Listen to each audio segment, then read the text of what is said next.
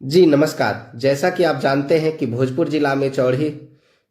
थाना अंतर्गत और तराड़ी विधानसभा में मतदान के दरमियान में आपसी दो गुटों में भारी झड़प हो गई थी, जहां राजद समर्थित गुंडे थे और एक तरफ भारतीय जनता पार्टी के समर्थक थे। तो दोनों में आपसी संघर्ष हुआ और उस संघर्ष में एक भूमिहार समाज की बेटी को और अपने 9-10 महीने दूध मुहे बच्चे को छोड़ करके इस दुनिया से जाना पड़ा, और जो बहुत दुखद था। और महज इसलिए कि राजद के गुंडे वहां पे चाहते थे कि जबरदस्ती गलत तरीके से मतदान हो, क्योंकि उनका वहां पे संख्या बल था और इसको लेकर के उस संख्या बल का धौंस दिखाना चाहते थे, और जिसको लेकर के विवाद इतना बढ़ा कि चुनाव खत्म होने के बाद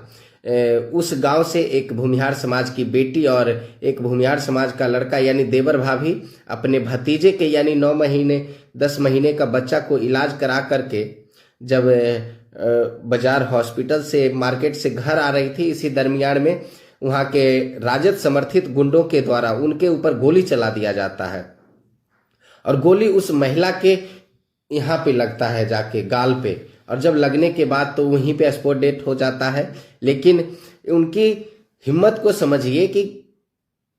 घेर करके चुनाव खत्म होने के बाद रास्ते में घेर करके हत्या करने के लिए गोली चला देना और हत्या कर देना, इनकी बहादुरी को समझिए। ये सोच क्या रहे थे कि राजद की सरकार आ रही है, लेकिन ऐसा हुआ क्या? हम पहले ही कह रहे थे इन लंपटों के कारण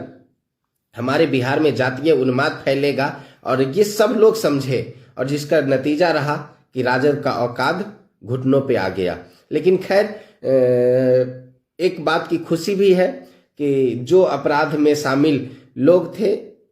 जितने नामजद थे, उसमें से 2 लोगों की गिरफ्तारी आज हो गई है। लेकिन इस 2 अभी तक सोचिए कि प्रशासन इतनी लापरवाह दिख रही है कि महज 2 लोगों की अभी तक गिरफ्तारी हुई है। इतना में तो अगर घर पे बुलडोजर लेकर खड़ा होते तो अपराधी खुद ब खुद सरेंडर कर दिया होता, प्रशासन को इतना भाग दौड़ करना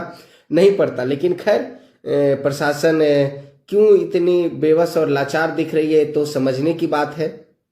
लेकिन इतना भरोसा है वरीय पदाधिकारी पे कि न्याय मिलेगा, और अभी 2 अपराधी की आज गिरफ्तारी हुई है। देखिए और जो फरार हैं उनकी गिरफ्तारी कब होती है। लेकिन जिस तरह से आप सबों ने सोशल मीडिया पे आवाज को उठाया और जिसका नतीजा था कि प्रशासन के ऊपर दबाव भी बना, और दबाव बनने के बाद वहाँ पे जैसे ही जानकारी भी जब मिली तो भारतीय जनता पार्टी के नेता आशुतोष कुमार जी, जो भूमिहार ब्राह्मण एकता मंच के संस्थापक भी हैं, वो जाते हैं, परिवार से मिलते हैं, और परिवार से मिलने के बाद उनके दुख और दर्द में शामिल बांटने का प्रयास करते हैं और भरोसा दिलाते हैं कि हम सब आपके साथ मजबूती से खड़े हैं,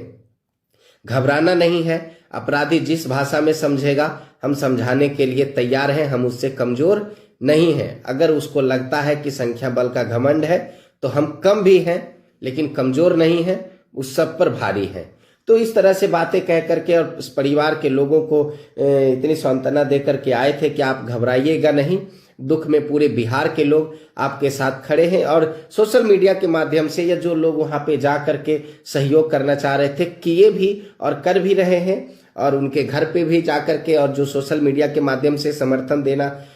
पसंद कर रहे थे, जो वहां तक नहीं पहुंच पा रहे थे, तो उन्होंने सोशल मीडिया पे जो अपना समर्थन दिया, उसी का परिणाम है कि पूरे बिहार को जाना कि देखिए भूमिहार समाज की बहन बेटियों के साथ कितना अत्याचार हो रहा है। लेकिन खैर 2 अपराधियों की गिरफ्तारी हुई है, और वरीय पदाधिकारी से उम्मीद है कि बहुत जल्द ही और भी बचे अपराधी की गिरफ्तारी हो जाएगी। और अपराध, और कहा जाता है कि सुशासन की सरकार है यहाँ, अपराध करने वाला कोई नहीं बचेगा, चाहे कोई भी हो, सलाखों के पीछे जाएगा। तो खैर प्रशासनिक महोदय से धन्यवाद है कि आप ने अपनी जो भागीदारी दिखाई है थोड़ा इसमें और तेजी लाएं, और जल्द से जल्द सभी अपराधी को सलाखों के पीछे डालें, ताकि इस तरह से दोबारा पुनरावृत्ति यानी कि दोबारा वहाँ इस तरह की घटना को अंजाम ना दिया जाए। बाकी आप सभी साथी